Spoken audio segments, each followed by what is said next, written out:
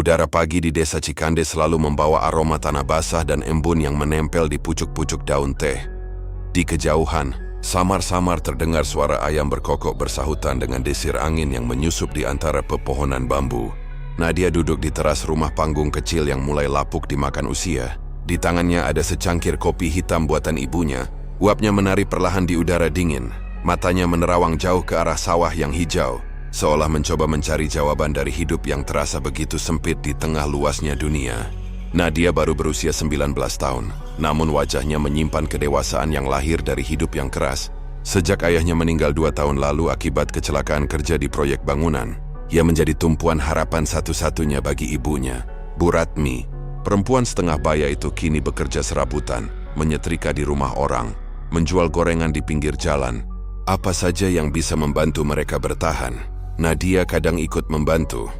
Kadang be juga menerima pesanan menjahit kecil-kecilan, tapi penghasilannya tak seberapa. Hanya cukup untuk makan sehari-hari. Meski begitu, Nadia bukan tipe gadis yang mudah menyerah. Ia memiliki mimpi besar, sesuatu yang tak dimiliki banyak anak muda di desanya. Setiap malam ia suka menatap bintang, membayangkan dirinya bisa hidup di kota besar, bekerja di tempat bagus, dan membawa ibunya keluar dari kemiskinan. Kadang dalam diam, ia membayangkan seperti apa rasanya naik bus antar kota, melihat jalan berlampu di malam hari, atau mendengar suara kendaraan yang tak pernah berhenti. Semua itu baginya seperti dunia lain, jauh tapi menggoda. Suatu sore ketika matahari mulai condong ke barat, Nadia duduk di warung kecil dekat lapangan desa. Ia tengah menunggu giliran mengisi air di sumur umum ketika seorang wanita datang, berpakaian rapi dengan tas besar di bahunya. Wanita itu tersenyum ramah, membeli minuman, lalu duduk di bangku yang sama dengan Nadia. "Kamu Nadia ya?" tanyanya tiba-tiba dengan suara lembut. Nadia sedikit kaget. "Iya Bu, tapi saya belum kenal Ibu." Wanita itu tertawa pelan. "Namaku Rina. Aku teman lama almarhum ayahmu dulu. Waktu kerja di proyek aku sering dengar cerita tentang kamu. Sekarang sudah besar, ia mirip sekali sama beliau." Nada suaranya hangat, seperti seseorang yang datang membawa kabar baik dari masa lalu. Dari cara bicaranya, Nadia merasa nyaman, seolah sedang berbicara dengan seorang kakak. Rina mulai bercerita panjang lebar tentang kehidupannya di Surabaya. Katanya, ia kerja di butik besar dan sedang mencari beberapa pegawai baru untuk dijadikan asisten penjahit dan kasir. "Kamu bisa menjahit kan?" tanya Rina sambil tersenyum. "Aku dengar kamu suka bantu-bantu bikin baju di sini." Nadia mengangguk pelan. "Sedikit Bu, tapi cuman yang sederhana. Saya belum pernah kerja di kota." "Justru itu kesempatan," kata Rina cepat. "Gaji di sana lumayan, tempat tinggal disediakan, makan juga ditanggung. Kamu tinggal belajar sedikit, nanti aku yang bimbing." Nada suaranya terdengar meyakinkan, seolah-olah semua kekhawatiran Nadia tiba-tiba lenyap. Tapi di dalam hati kecilnya, ada bisikan halus yang membuatnya ragu. Ia tidak pernah kenal dekat dengan wanita ini. Tapi di sisi lain, tawaran itu seperti secercah cahaya di tengah gelapnya hidup yang stagnan. Malam itu Nadia menceritakan semuanya pada ibunya. Mereka duduk di ruang tamu yang hanya diterangi lampu minyak. Dinding papan tua tampak bergetar setiap kali angin malam lewat. Bu Ratmi mendengarkan dengan seksama, raut wajahnya campuran antara harap dan cemas. "Nak, kamu yakin orang itu bisa dipercaya?" tanyanya lirih. Nadia menunduk menggigit bibirnya. "Entahlah Bu, tapi saya sudah capek lihat Ibu kerja sendirian. Kalau ini bisa bantu kita, kenapa tidak dicoba?" Bu Ratmi terdiam lama sebelum akhirnya mengangguk. "Ibu cuma takut, Nad. Dunia luar itu kejam, tapi kalau kamu yakin, pergilah. Tapi janji, apapun yang terjadi, kamu harus hati-hati. Jangan mudah percaya orang." Keesokan harinya, Rina datang lagi membawa brosur dan formulir yang tampak resmi. Ada logo perusahaan di pojok kertas, lengkap dengan alamat kantor di Surabaya. Ia bahkan menunjukkan foto-foto butik tempat ia bekerja, ruang penuh pakaian elegan dan deretan pegawai berseragam. Semua tampak nyata, tak ada yang mencurigakan. "Bus berangkat lusa malam. Kamu dan 4 gadis lain dari daerah sekitar sini akan naik bersama," katanya ramah. "Aku yang urus tiketnya." Hari-hari berikutnya dipenuhi kesibukan kecil, menyiapkan pakaian, berpamitan dengan tetangga, dan menenangkan hati ibu yang semakin gelisah. Nadia merasa bangga, seolah sedang melangkah ke arah yang lebih baik. Dalam pikirannya, ini bukan sekadar perjalanan kerja, ini awal dari kehidupan baru. Malam keberangkatan pun tiba. Langit Garut gelap tanpa bintang. Hanya lampu-lampu terminal yang berkelap-kelip memantulkan bayangan para calon penumpang. Suara mesin bas, teriakan kondektur dan deru kendaraan membuat suasana terasa hidup. Nadia berdiri di dekat gerbang keberangkatan dengan tas kecil di tangannya. Ibunya memegang erat tangannya, enggan melepas. "Jangan lupa salat ya." "Nak," kata Bu Ratmi dengan suara bergetar. "Kalau sudah sampai kabari ibu. Jangan lupa makan. Jangan sering keluar malam." Nadia mengangguk sambil menahan air mata. "Iya Bu, doakan Nadia sukses ya. Biar kita bisa punya rumah yang lebih bagus nanti." Pelukan mereka berlangsung lama, hangat dan menyesakan. Saat bus mulai menyalakan mesin, Nadia naik perlahan.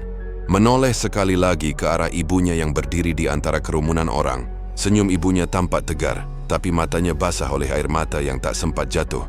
Di dalam bus, Nadia duduk di kursi tengah. Di sebelahnya ada gadis lain berusia sebaya, membawa tas ransel besar dan wajah penuh semangat. Mereka berkenalan, tertawa kecil, dan saling berbagi cerita tentang rencana hidup di kota. Sopir bus memasang musik dangdut pelan-pelan, sementara kernet berjalan menyodorkan tiket. Semuanya tampak normal. Terlalu normal, sampai tak ada yang merasa curiga. Ketika bus mulai melaju meninggalkan terminal, Nadia menatap keluar jendela. Lampu-lampu kota semakin jauh, berubah menjadi titik-titik kecil yang perlahan lenyap di balik gelap malam. Angin dari jendela membawa aroma hujan dan tanah basah, menenangkan sekaligus menakutkan dalam hati. Ia berbisik, "Inilah awal dari segalanya. Setelah ini, hidupku akan berubah." Ia tidak tahu. Perjalanan itu bukan menuju impian yang dijanjikan, melainkan ke arah lubang gelap yang akan mengubah hidupnya untuk selamanya.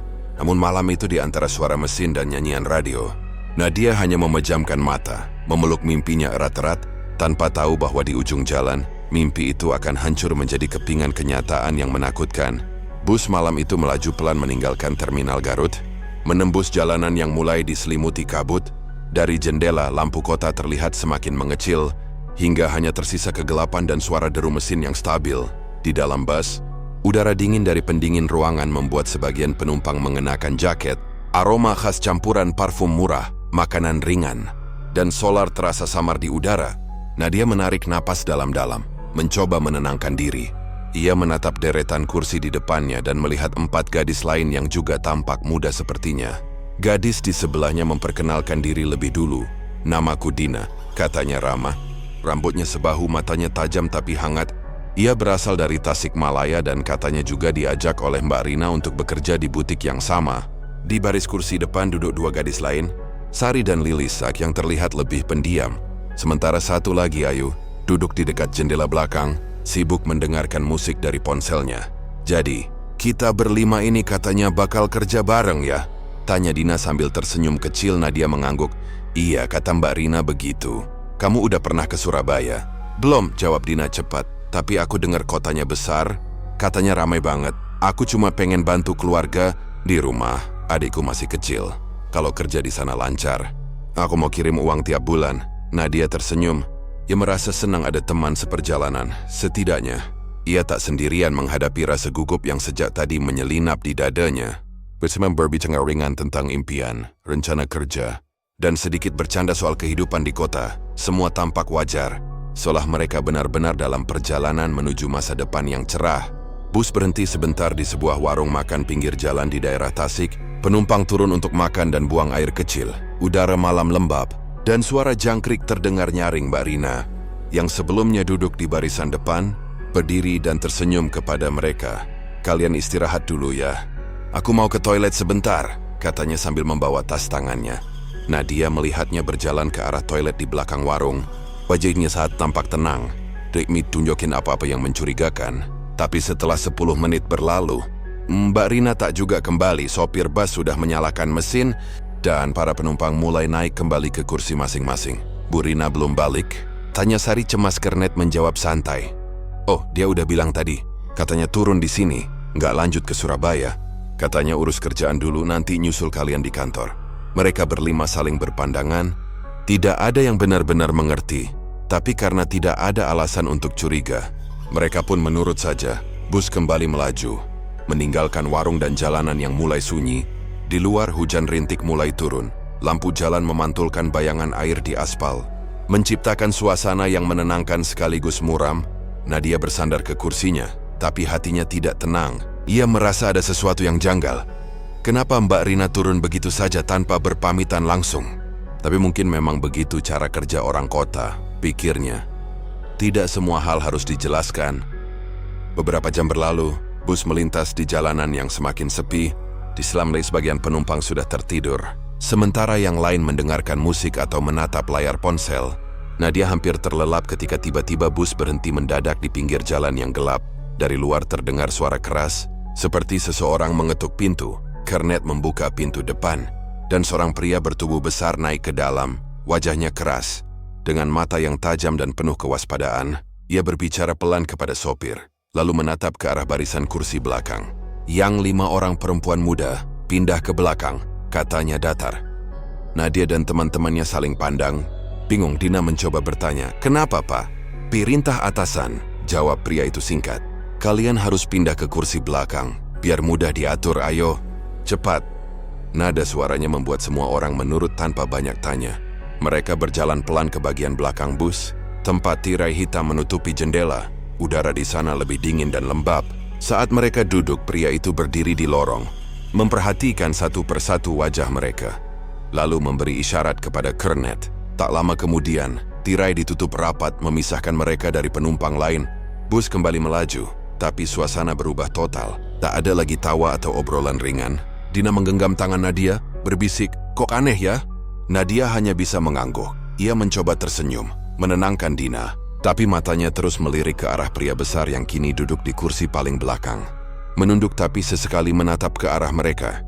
Setelah beberapa saat, Kernet datang membawa beberapa botol air mineral kecil. "Minum dulu, biar nggak pusing di jalan," katanya dengan nada ramah. Satu persatu gadis itu menerima botol tersebut. Nadia sempat ragu, tapi haus membuatnya menyeruput sedikit air itu. Rasanya agak pahit di tenggorokan, tapi ia tak berpikir jauh. Tak lama setelah itu, kepalanya mulai terasa ringan, matanya berat, dan suara mesin bas terdengar makin jauh, seolah menghilang di kejauhan. Dalam kabut kesadarannya yang mulai hilang, Nadia masih sempat mendengar Dina berbisik lemah. "Nat, kenapa? Aku ngantuk banget." Sebelum kepalanya jatuh ke bahu Nadia, dunia berputar, nafasnya berat. Ia mencoba melawan rasa kantuk yang luar biasa, tapi tubuhnya tak mau menurut. Dalam pandangan kabur, ia melihat 2 pria, sopir dan pria besar tadi, berbicara pelan di depan pintu bagasi. Suara mereka terdengar samar. "Sudah semuanya?" "Sudah, nanti berhenti di tempat biasa, barangnya aman." "Tenang saja, nggak bakal ada yang tahu." Lalu semuanya gelap. Bus itu terus melaju di jalan basah menuju timur, melintasi malam yang semakin pekat. Tak ada yang tahu apa yang terjadi di balik tirai hitam itu. 5 gadis muda yang semula membawa mimpi, kini tenggelam dalam gelap tanpa daya. Mereka masih terlihat seperti penumpang biasa dari luar, tapi sebenarnya sejak saat itu, mereka bukan lagi penumpang. Mereka sudah menjadi korban yang disembunyikan di balik perjalanan panjang menuju entah kemana. Di luar hujan turun makin deras, menghapus jejak di aspal dan menenggelamkan semua suara, seolah langit pun menutup mata terhadap apa yang baru saja terjadi. Di luar hujan turun makin deras, menghapus jejak di aspal dan menenggelamkan semua suara, seolah langit pun menutup mata terhadap apa yang baru saja terjadi.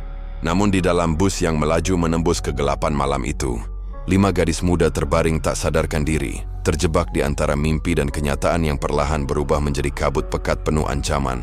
Nadia membuka matanya perlahan, kepalanya berat, pandangannya buram. Dunia di sekelilingnya berputar seperti pusaran air. Udara terasa pengap dan dingin, seolah ia berada di ruang sempit tanpa jendela. Dari kejauhan terdengar suara mesin dan getaran logam. Ia mencoba menggerakkan tangan, tapi tubuhnya kaku, berat, dan hanya bisa bergoyang sedikit. Butuh beberapa detik baginya untuk menyadari bahwa ia tidak lagi duduk di kursi bos. Ia berbaring di lantai keras. "Di antara tumpukan koper dan kardus, di mana aku?" bisiknya pelan, suara seraknya hampir tak terdengar. Dari sudut ruangan sempit itu terdengar suara lirih. "Nad." Itu suara Dina lemah dan gemetar. "Kita di mana ini?" Nadia menatap sekeliling. Cahaya remang menembus celah kecil di pintu logam. Ia baru sadar mereka berada di bagasi bus, ruangan sempit yang seharusnya hanya untuk barang bawaan. Hidungnya menangkap bau solar bercampur keringat dan debu kain. Suara hujan di atap bus terdengar jauh dan bergema, seperti dunia di atas mereka sudah tak terjangkau. Ketakutan mulai merayap di dada Nadia. Ia berusaha mengingat kejadian terakhir. Mereka diberi minum, lalu semuanya gelap kini. Ia dan teman-temannya disusun seperti barang dagangan. Dina terbaring di sebelahnya. Wajahnya pucat, Sari tampak masih pingsan. Sementara Lilis dan Ayu bergerak pelan, berusaha bangun meski tubuh mereka lemah. "Apa? Mereka sengaja naruh kita di sini?" tanya Lilis dengan suara serak. Nadia menelan ludah. Tidak tahu harus menjawab apa. Dia mencoba menendang pintu bagasi, tapi tidak bergerak sedikit pun. Hanya suara logam berdentang pelan dari luar. Suara tawa samar terdengar, seperti sopir dan kernet sedang berbicara di depan. Dalam kepanikan, Nadia memejamkan mata. Ia berpikir keras kenapa Mbak Rina turun begitu saja. Kenapa pria besar itu menyuruh mereka pindah ke belakang? Kenapa minuman itu terasa aneh? Semua potongan kejadian mulai menyatu, membentuk kesimpulan yang menakutkan. Mereka sedang dibawa ke tempat lain, bukan ke butik yang dijanjikan. Beberapa jam berlalu tanpa cahaya, tanpa udara segar. Setiap kali bas berhenti, Nadia menahan napas, berharap seseorang akan membuka bagasi itu. Tapi tidak pernah ada yang datang, hanya suara langkah, lalu mesin kembali menyala. Ketika akhirnya bus benar-benar berhenti lama, Nadia mendengar suara percakapan di luar. Dua suara pria berat dan rendah.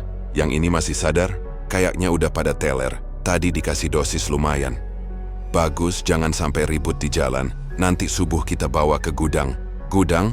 Nadia hampir menjerit tapi menahan napasnya. Ia memeluk Dina yang masih setengah sadar, mencoba menenangkannya agar tidak bersuara. Langkah kaki itu semakin dekat, suara kunci logam beradu. Lalu cahaya tajam menembus kegelapan bagasi. Seorang pria dengan senter menyorot ke arah mereka. Wajahnya tak terlihat jelas, hanya kilatan mata dingin di balik cahaya. "Masih lengkap," katanya datar. "Bawa aja semua. Jangan sampai ada yang kabur." Dua tangan kasar menarik satu persatu gadis keluar dari bagasi. Lilis menjerit pelan tapi langsung dibekap. Nadia mencoba melawan tapi tubuhnya terlalu lemah. Ia hanya bisa merasakan udara malam yang lembab menerpa wajahnya saat tubuhnya diangkat seperti karung. Dari sudut matanya, ia melihat papan nama jalan samar bertuliskan Ngawi Barat. Bus itu rupanya sudah melintasi perbatasan Jawa Tengah dan Timur. Mereka dimasukkan ke dalam mobil lain, lebih kecil tanpa jendela, bau bensin menyengat. Lampu redup di atap mobil menyorot wajah mereka yang ketakutan.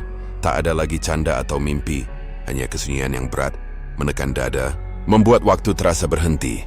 Perjalanan berlangsung entah berapa lama. Akhirnya mobil berhenti di depan bangunan tua dengan cat mengelupas. Dari kejauhan terdengar suara anjing menggonggong. Seorang pria tua membuka gerbang besi, lalu mereka dibawa masuk ke sebuah ruangan besar yang dingin dan lembab. Lantai semen basah, dinding penuh jamur. Di pojok ruangan ada deretan kasur lusuh dan beberapa ember berisi air. Taruh di sana, perintah salah satu pria. Besok pagi, bos datang. Mereka dijatuhkan di lantai seperti barang tak bernilai. Pintu dikunci dari luar. Suara langkah kaki menjauh, meninggalkan mereka dalam kegelapan total. Lilis menangis terseduh-seduh. "Kita mau diapain, Nat?" Nadia menggenggam tangannya erat. "Tenang dulu, kita harus tetap sadar. Nanti pasti ada jalan keluar." Tapi suaranya sendiri bergetar. "Ya setahu apa pun yang menanti mereka di tempat ini, tidak akan mudah." Waktu berlalu lambat. Sari terbangun dan menatap sekitar dengan mata kebingungan. "Ini bukan Surabaya," katanya dengan suara lemah. "Aku dengar, mereka bilang, jual." Kalimatnya terputus di tengah isak. Nadia menatap ke arah pintu besi yang tertutup rapat. Dalam benaknya ia tahu satu hal. Mereka telah ditipu, dibohongi dengan janji pekerjaan palsu, dan kini menjadi tawanan entah untuk apa. Tapi dari cara pria-pria itu memandang, ia bisa menebak jawabannya. Malam semakin larut. Dari celah atap, cahaya lampu jalan menembus samar, menyoroti wajah mereka yang pucat. Dina, yang paling lemah, berbisik nyaris tak terdengar. "Kalau aku mati, bilang ke ibuku, aku cuma mau kerja." Air matanya jatuh perlahan, membasahi lantai dingin di bawah pipinya. Nadia memejamkan mata, berdoa dalam hati. Ia tidak tahu apakah Tuhan mendengar, tapi doa itu satu-satunya hal yang membuatnya masih bisa bertahan. Ia berjanji dalam hati, jika berhasil keluar dari tempat ini, ia akan mencari keadilan, apapun risikonya di luar. Suara kendaraan melintas sesekali, tapi tak ada yang tahu bahwa di balik tembok usang itu ada 5 nyawa muda yang terperangkap. Hanya suara hujan yang terus mengguyur atap, seolah menangisi nasib mereka malam itu. Nadia belajar satu hal, kepercayaan bisa menjadi jebakan paling mematikan. Dunia yang tampak penuh harapan ternyata bisa menyembunyikan kegelapan yang tak terbayangkan. Dan di antara jeritan sunyi, ia tahu perjalanan ini belum berakhir. baru saja dimulai. Ketika fajar menyingsing, langit di luar gudang perlahan berubah warna, dari hitam pekat menjadi abu-abu pucat. Tapi di dalam ruangan itu kegelapan tetap sama, dingin, lembab, dan berbau anyir besi karat. 5 gadis itu masih meringkuk di sudut, mencoba menghangatkan diri dengan pakaian seadanya. Tubuh mereka lemas, mata bengkak karena kurang tidur. Dan harapan mulai tergerus sedikit demi sedikit. Pintu besi besar akhirnya terbuka dengan suara berat. Cahaya menembus ruangan, membuat mereka refleks menutup mata. 2 pria masuk, masing-masing membawa ember berisi air dan seikat roti tawar basi. Makan. Nanti siang kalian mandi. Bos mau lihat, kata salah satunya dengan nada dingin. Sari memberanikan diri bertanya pelan. Kami ini mau dibawa kemana, Pak? Pria itu menatapnya sekilas, lalu tersenyum sinis. Kalian masih belum sadar juga ya? Sudah dikasih kerjaan bagus malah banyak tanya. Diam aja. Hidup kalian tergantung kami sekarang. Lalu pintu menutup lagi. Bunyi kuncinya seperti palu yang mengetuk dada Nadia. Suara hidup kalian tergantung kami, terus terngiang di kepalanya. Setelah mereka pergi, Lilis menangis pelan. Kita dijual, Nad. Aku tahu, aku pernah dengar cerita kayak gini. Mereka mau bawa kita ke luar negeri dijadiin. Suaranya terputus karena tak kuasa melanjutkan. Nadia menarik napas dalam. Ia menatap satu persatu temannya. Kita nggak boleh diam aja. Kalau cuma pasrah, kita nggak akan keluar hidup-hidup dari sini. Dina yang tampak paling lemah memegang tangan Nadia. Tapi pintunya dikunci. Dan di luar ada orang, kita bisa apa? Masih ada waktu, jawab Nadia tegas. Kalau mereka buka pintu lagi nanti, aku akan cari celah. Kita harus hafal kondisi tempat ini dulu. Ia menatap sekeliling ruangan. Ada satu jendela kecil di atas, terlalu tinggi untuk dijangkau. Di pojok ruangan, ada tumpukan peti kayu. Di lantai, sebuah lubang kecil mengalirkan air, mungkin saluran keluar. Semua detail itu ia simpan dalam pikirannya. Siang hari tiba, 2 pria lain datang, memaksa mereka keluar untuk mandi. Mereka digiring melewati lorong panjang berbau solar dan debu, melewati beberapa ruangan tertutup. Nadia mencuri pandang, ada suara perempuan lain dari balik pintu-pintu itu. Tangisan samar yang membuat bulu kuduknya berdiri. Ternyata mereka bukan satu-satunya yang terperangkap. Di ujung lorong mereka diarahkan ke kamar mandi kumuh. Lantainya licin, airnya keruh. Tapi bagi mereka, air itu terasa seperti anugerah kecil di tengah ketakutan. Saat 2 penjaga mengawasi di luar, Nadia berpura-pura membasuh muka.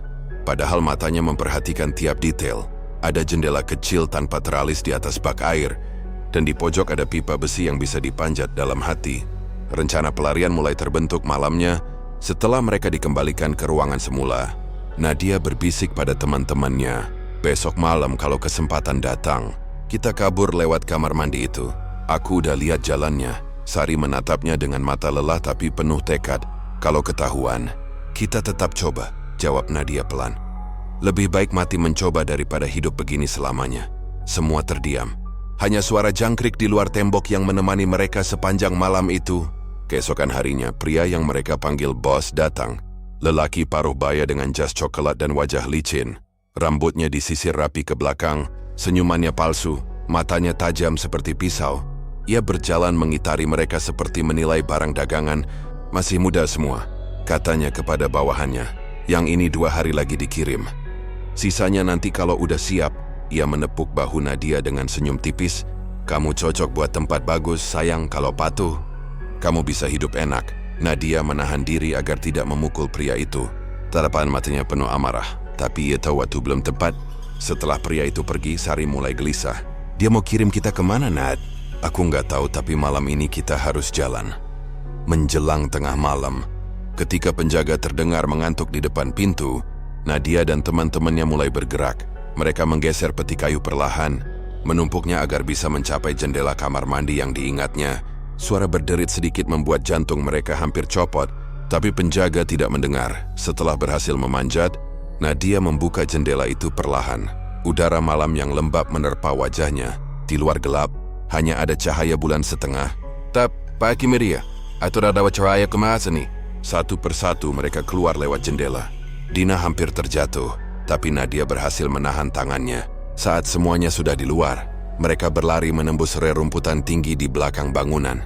Namun baru beberapa meter, suara teriakan menggema. Hei, mereka kabur!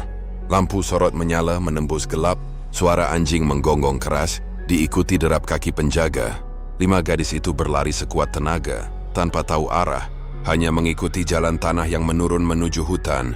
Dina terjatuh, kakinya terkilir. "Tinggalin aku, Nad. Aku nggak bisa lari."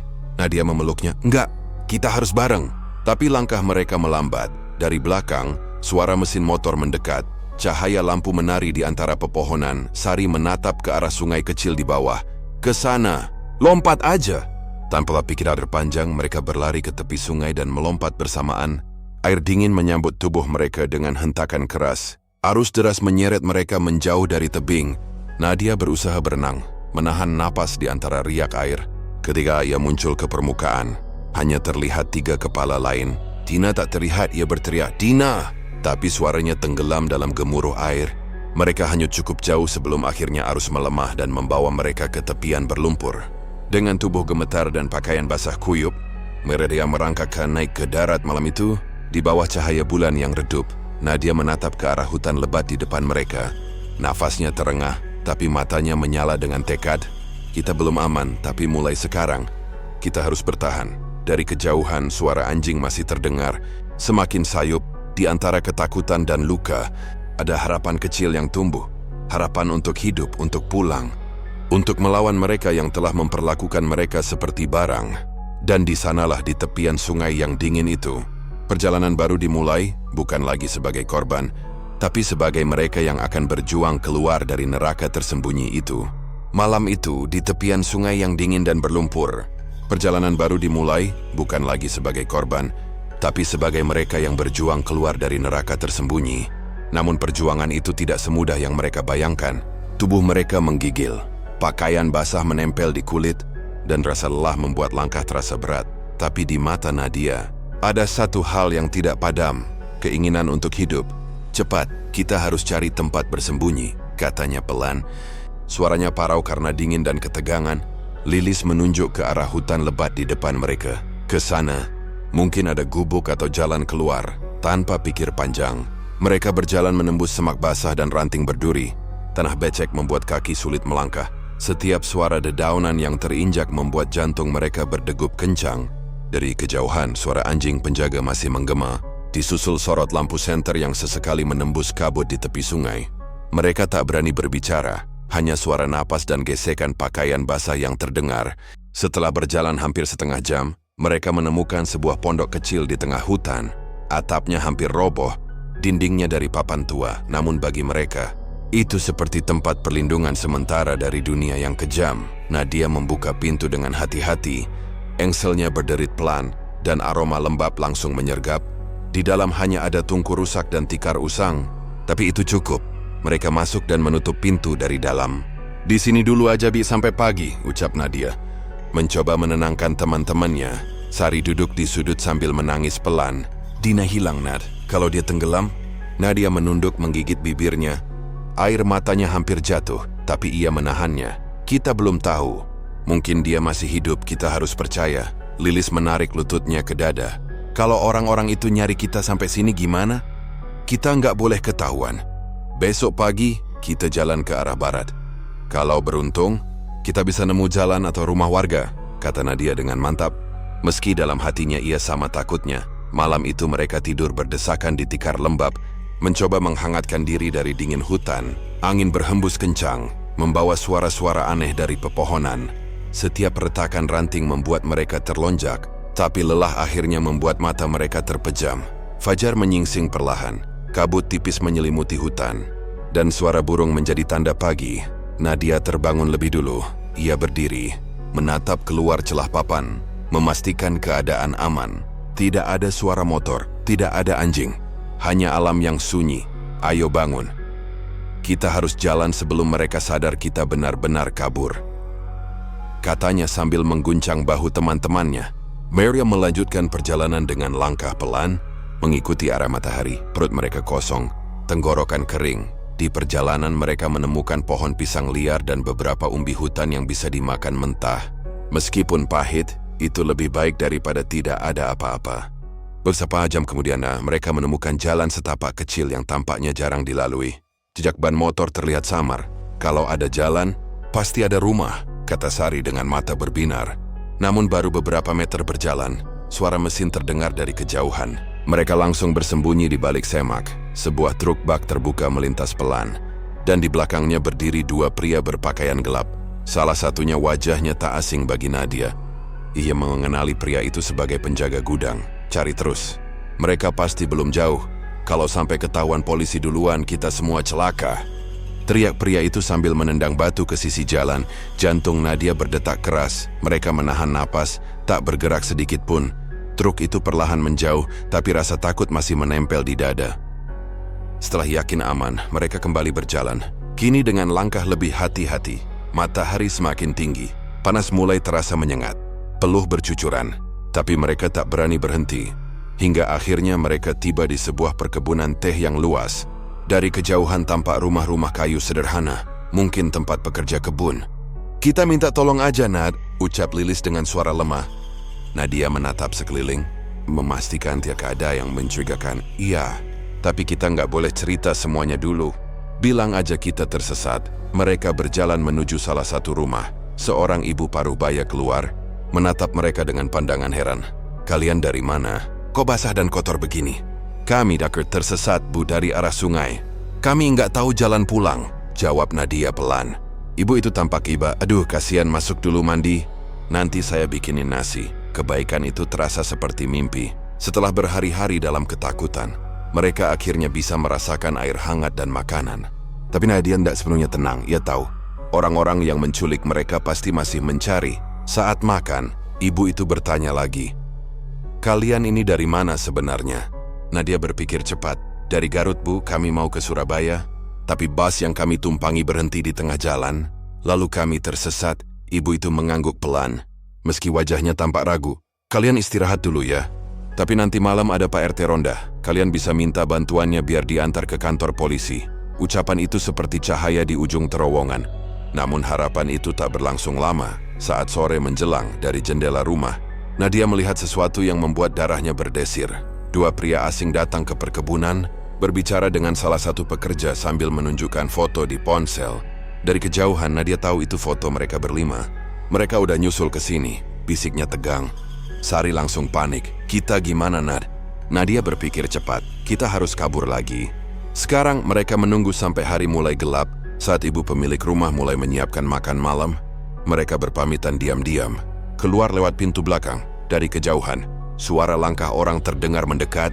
Semakin cepat mereka berlari menembus kebun teh. Daun-daun membasahi wajah mereka. Lampu senter menari-nari di belakang. Suara orang berteriak, "Hei, mereka di sana." Nadia menggenggam tangan Lilis, menariknya agar tetap berlari. Nafas mereka terengah. Dada terasa terbakar. Hujan mulai turun membuat tanah licin dan menambah sulit langkah mereka. Tapi hujan juga menjadi penyelamat, menutupi jejak kaki mereka. Setelah berlari hampir setengah jam, mereka akhirnya berhenti di tepi tebing rendah yang menghadap lembah. Dari bawah terdengar gemericik sungai kecil. "Kita turun." "Mereka nggak akan nemuin kita di bawah," kata Nadia. Mereka menuruni tebing dengan hati-hati, berpegangan pada akar dan ranting, sampai akhirnya tiba di bawah, di mana ada gua kecil di antara batu-batu besar.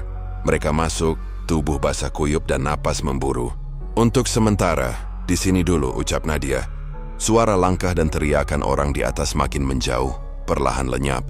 Yang tersisa hanya suara hujan dan degupan jantung mereka sendiri. Dalam gelap gua itu, Nadia menatap teman-temannya. "Kita nggak bisa terus lari. Kita harus cari bantuan yang bisa dipercaya. Besok pagi, kita ke jalan besar. Kalau ada polisi, baru kita cerita semuanya." Tak ada yang menjawab, tapi dalam diam mereka tahu, pelarian ini belum berakhir. Di luar sana, orang-orang yang menganggap mereka sekadar barang dagangan masih memburu. Namun di hati Nadia kini tumbuh tekad yang lebih besar. Ia bukan lagi gadis desa yang naif. Ia akan bertahan, dan jika kesempatan datang, ia akan memastikan kebenaran terungkap. Malam semakin larut, hujan belum berhenti. Tapi di dalam gua kecil itu, 5 gadis yang tersisa mulai tertidur perlahan. Berpelukan dalam dingin, dunia luar mungkin masih gelap. Tapi di dada mereka ada secercah keyakinan bahwa fajar esok akan membawa harapan baru. Harapan untuk pulang. Namun ketika matahari muncul di balik pepohonan, dunia yang mereka hadapi bukanlah dunia yang penuh harapan. Nadia terbangun lebih dulu. Tubuhnya pegal karena tidur di atas batu basah, menatap teman-temannya yang masih terlelap, lalu melangkah keluar gua perlahan. Hujan telah reda, tapi kabut pagi masih menggantung di antara pepohonan. Udara terasa lembab dan berat, burung-burung belum banyak berkicau. Semuanya seolah diam, menunggu sesuatu yang belum pasti. Nadia menegakkan badan, mengusap rambutnya yang kusut, lalu menarik napas dalam hari ini. Ia bertekad untuk mencari jalan keluar, jalan pulang, bangun. Semuanya, katanya lembut sambil mengguncang bahu Lilis dan Sari. Kita harus jalan sebelum orang-orang itu mulai nyari lagi. Mereka semua terbangun dengan wajah lelah. Tubuh mereka kaku karena dingin dan lapar. Perut masing-masing sudah lama kosong, hanya diisi sedikit buah hutan yang kemarin mereka temukan. Tapi tidak ada pilihan lain, mereka harus bergerak.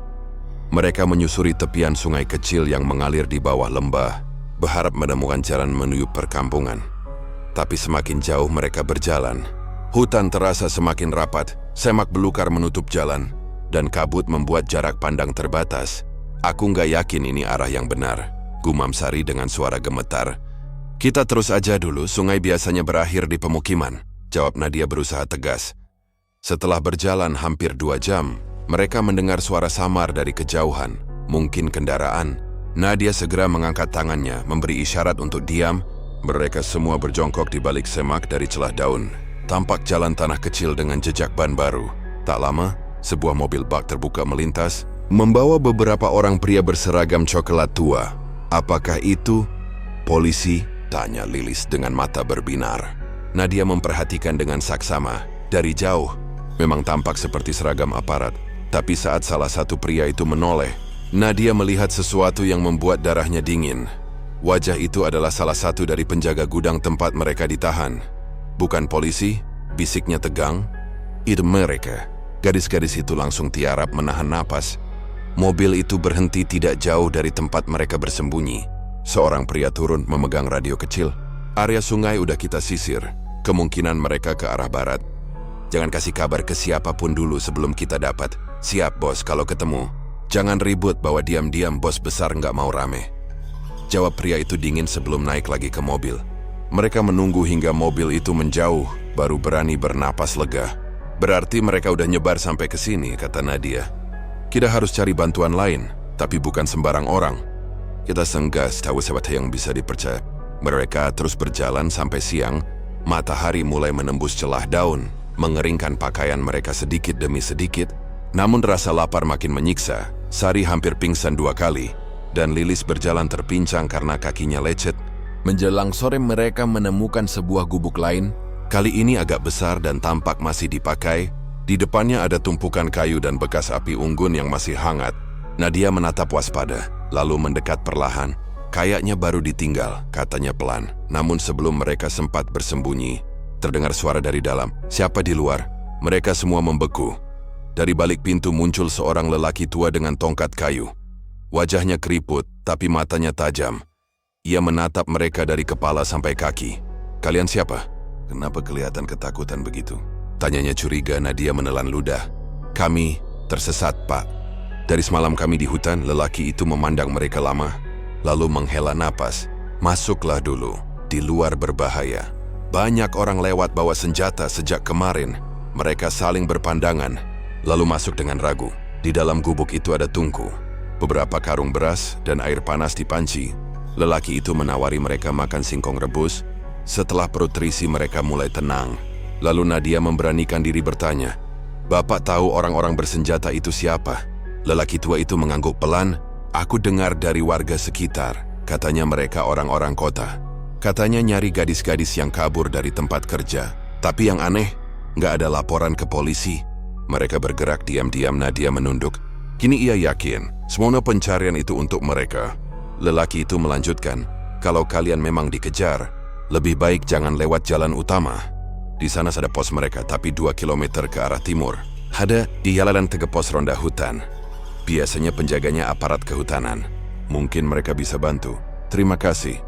Pak, ucap Nadia tulus, kami akan ke sana. Menjelang malam, mereka berpamitan dan mulai berjalan lagi sesuai arah yang ditunjukkan lelaki itu. Tapi baru setengah jalan, suara tembakan terdengar dari belakang. Dor! Dor! Burung-burung berhamburan dan teriakan kejar. Menggema dari arah gubuk, Nadia menoleh dengan ngeri. Mereka nemuin kita lagi. Mereka berlari sekuat tenaga. Langit mulai gelap, dan hutan dipenuhi kabut tebal. Peluru kembali meletus, mengenai batang pohon di samping Nadia. Ranting patah. Tanah bergetar di bawah langkah panik mereka arah timur, cepat! Teriak Nadia, namun Sari terjatuh, kakinya tersangkut akar pohon. Nadia, aku nggak bisa. Nadia kembali menariknya dengan sekuat tenaga. Bangun! Kita hampir sampai. Tapi suara langkah kaki semakin dekat. Dari balik kabut, muncul siluet dua pria membawa senjata. Wajah mereka menyeringai, seperti pemburu yang baru menemukan mangsanya. Tiba-tiba, terdengar suara peluit nyaring dari kejauhan. Hei, siapa di sana? Hentikan tembakannya!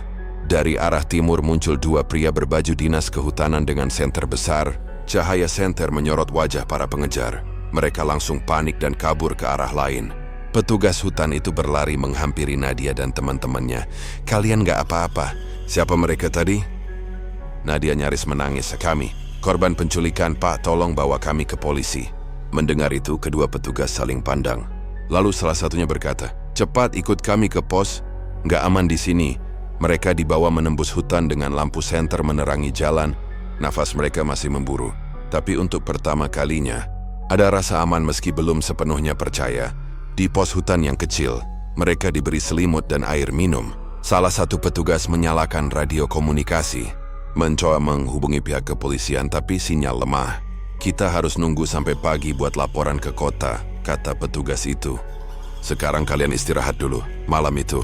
Untuk pertama kalinya sejak mereka diculik, Nadia bisa menutup mata tanpa ketakutan penuh. Tapi jauh di dalam hatinya, ia tahu badai belum berakhir. Karena di luar sana, orang-orang yang kehilangan barang dagangan bernilai tinggi pasti tidak akan berhenti begitu saja.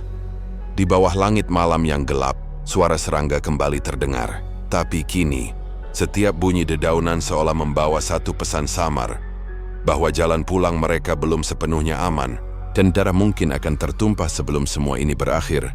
Tangisan dan jeritan masih menggema di benak Nadia. Bahkan setelah malam itu berlalu, ia duduk diam di sudut ruang sempit yang kini terasa semakin menyesakkan.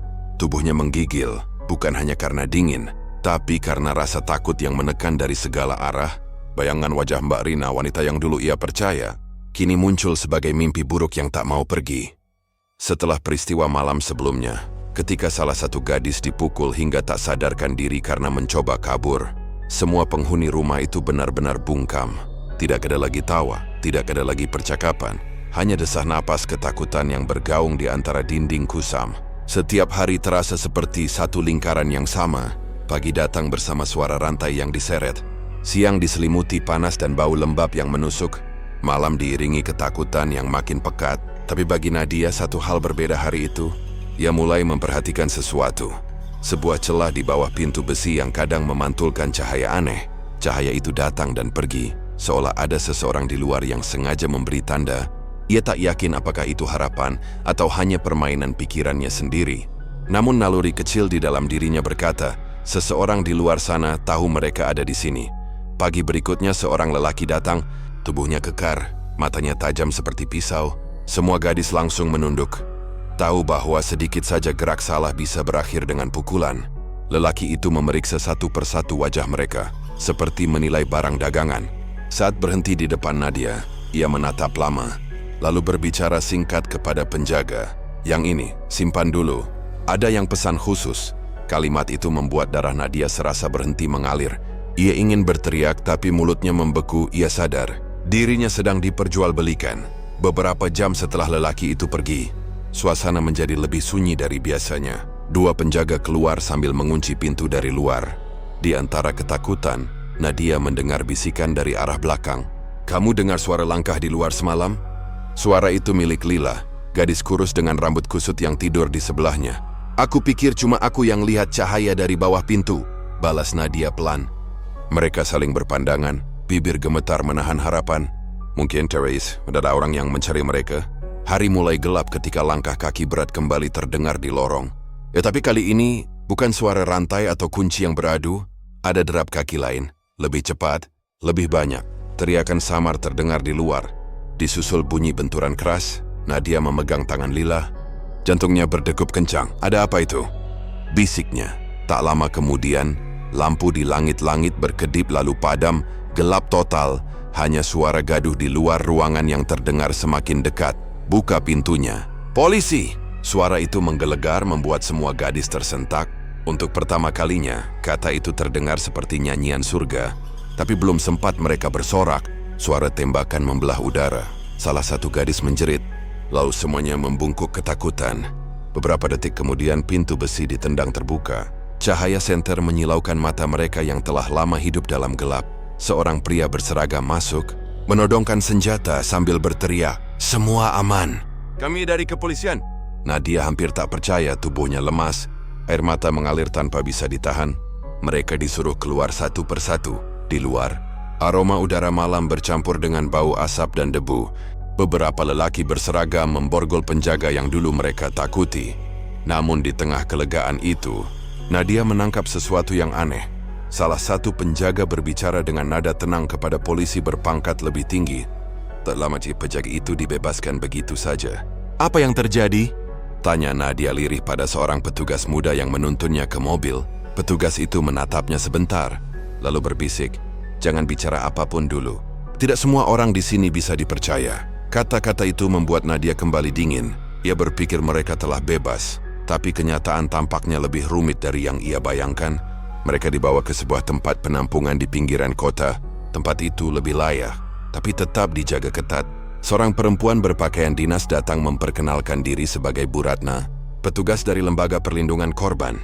Ia berbicara dengan lembut, menenangkan mereka. "Kalian aman sekarang. Kalian akan dirawat dan diberi kesempatan untuk memulai hidup baru."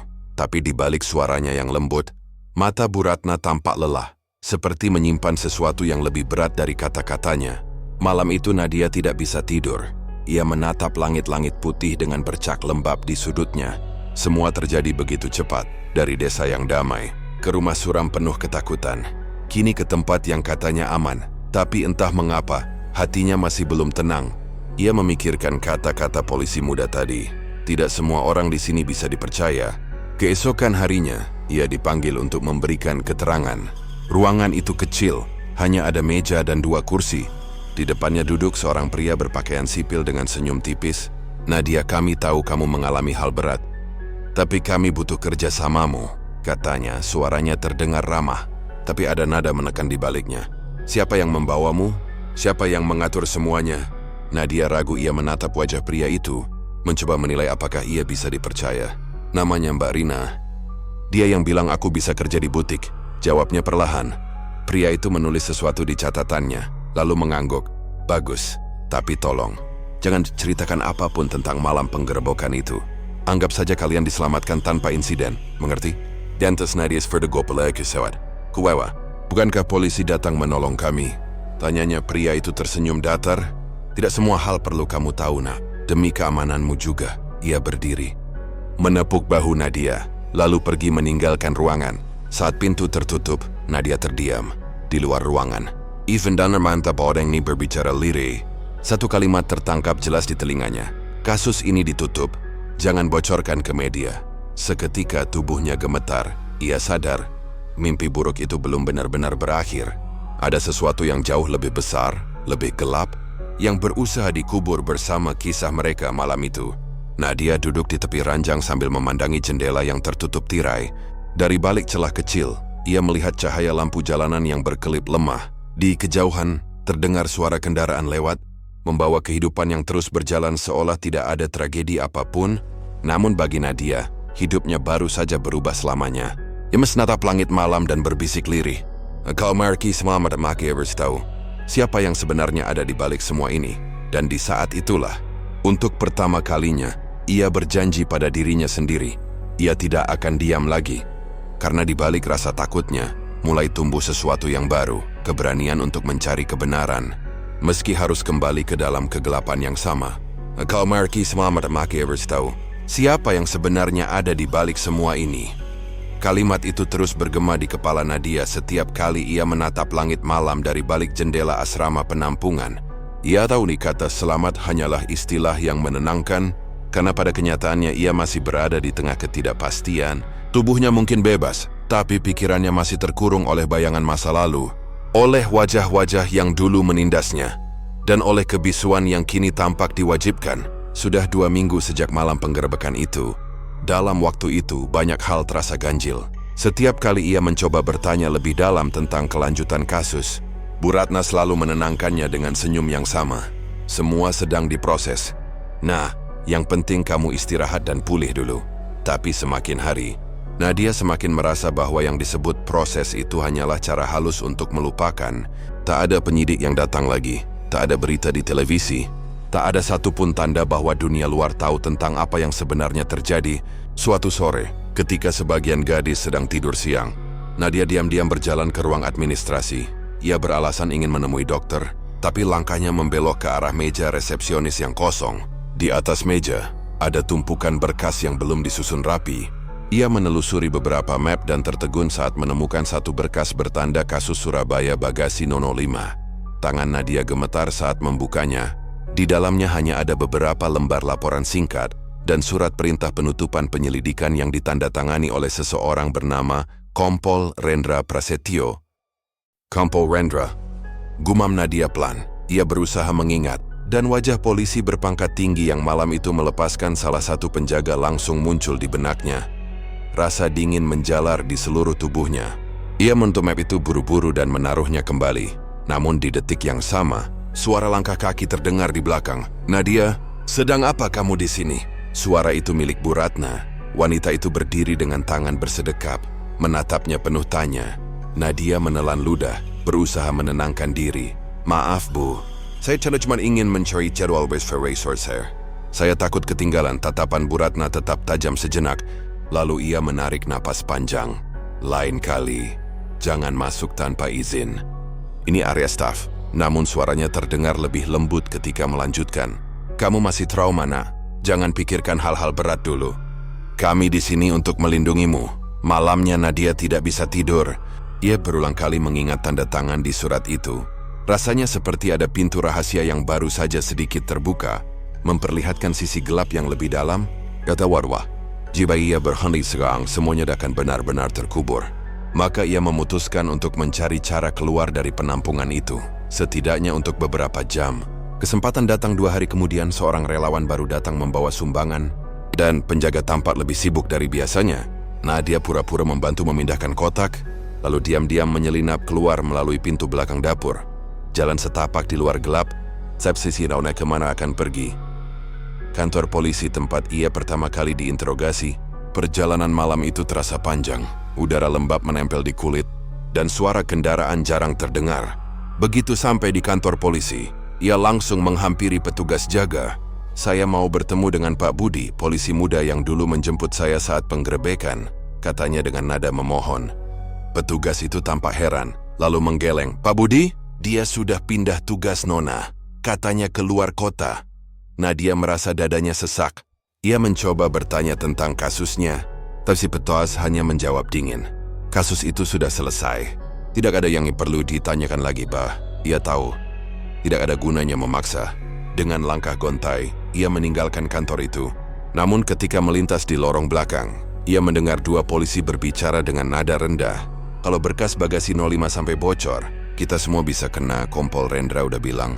"Simpan rapat-rapat." Nadia berhenti di balik dinding, menahan napas. Nama itu lagi.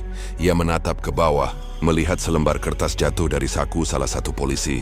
Ia menunggu mereka pergi, lalu memungutnya diam-diam. Di kertas itu tertulis alamat, Gudang Pelabuhan Lama, Blok C17. Malam itu juga, Nadia kembali ke penampungan dengan hati berdebar. Ia tahu itu mungkin alamat tempat mereka dulu di Skap, tapi mengapa masih disebut dalam dokumen polisi? Apakah masih ada korban lain di sana? Pertanyaan-pertanyaan itu membuatnya tak bisa diam. Keesokan harinya, ia memberanikan diri bicara dengan Lila, satu-satunya gadis yang masih sering duduk bersamanya. "Aku nemu alamat, Lil," bisiknya. "Aku rasa masih ada yang belum selesai." Lila menatapnya cemas. "Kamu mau apa, Nad? Kita udah aman di sini. Jangan cari masalah." "Aman? Kamu pikir kita benar-benar aman?" Suara Nadia bergetar. "Mereka yang nyiksa kita masih bebas. Polisi aja tutup mata." Lila menggeleng, menahan air mata. "Aku cuma takut, Nad. Kalau mereka tahu kamu nyari-nyari, kamu bisa hilang." Tapi Nadia sudah bulat. Ia setahun risiko itu nyata. Malam harinya, ia mencuri ponsel dari laci staf dan mencatat alamat itu.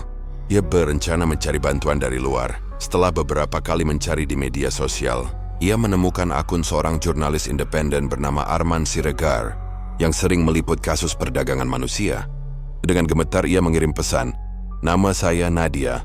Saya salah satu korban kasus Bagasi 05 di Surabaya. Mereka menutup kasus ini. Tolong bantu saya." Pesan itu terkirim pukul 2 dini hari. Ia menatap layar lama, berharap jawaban. 5 menit kemudian, ponselnya bergetar. "Saya tahu kasus itu. Kirimkan alamat yang kamu temukan. Tapi hati-hati.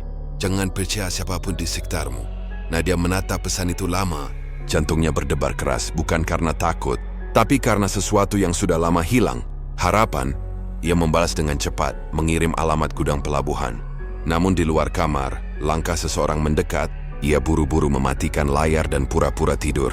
Pintu berderit terbuka, dan suara langkah sepatu mendekat ke arah ranjangnya. Dari sela kelopak mata yang nyaris tertutup, Nadia melihat siluet Bu Ratna berdiri di sana, memandangi mereka satu persatu dalam kegelapan. Sorot matanya bukan lagi seperti ibu yang penuh kasih, melainkan seseorang yang sedang memastikan sesuatu. Ketika pintu menutup kembali, Nadia menahan napas. Tubuhnya gemetar. Ia baru sadar, langkah menuju kebenaran ini tidak hanya berbahaya, tapi bisa jadi mematikan. Namun ia sudah terlanjur memulainya. "Kalau aku berhenti sekarang," bisiknya dalam hati, "semua korban lain akan tetap terkubur."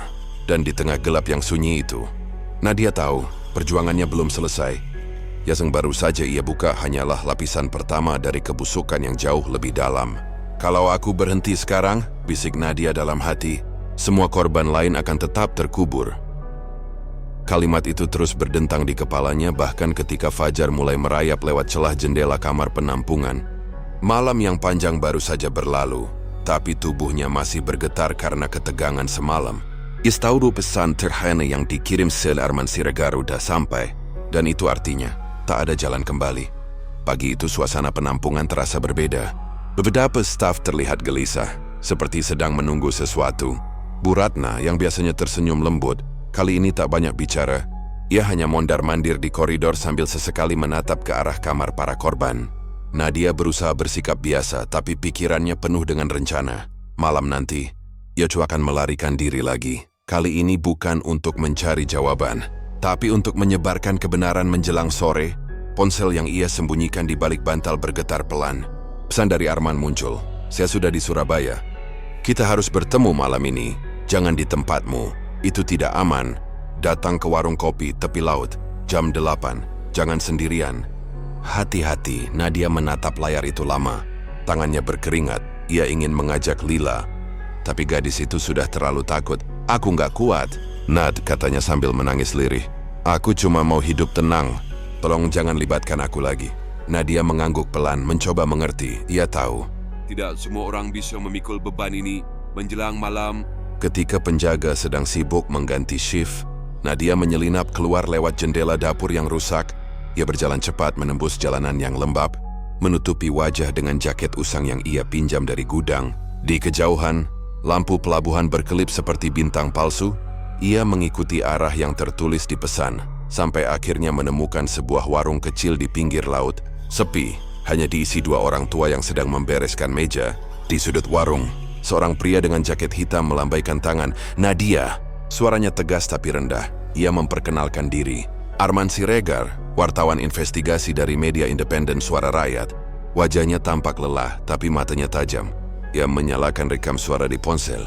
"Ceritakan semuanya dari awal," katanya pelan. Nadia menahan air mata saat menceritakan kisahnya. Dari Mbak Rina yang datang ke desanya, hingga malam mereka ditemukan dalam bagasi bus. Arman mendengarkan tanpa menyela, sesekali mencatat cepat di buku kecil.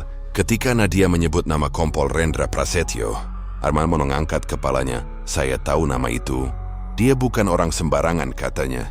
"Dia punya hubungan dengan jaringan besar perdagangan manusia yang pernah saya selidiki 2 tahun lalu.